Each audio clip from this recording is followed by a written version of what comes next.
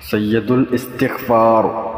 بسم الله الرحمن الرحيم. اللهم أنت ربي لا إله إلا أنت خلقتني وأنا عبدك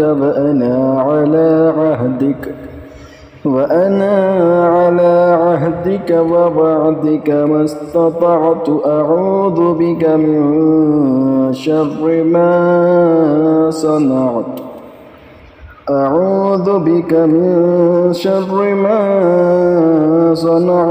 أبوء لك بنعمتك علي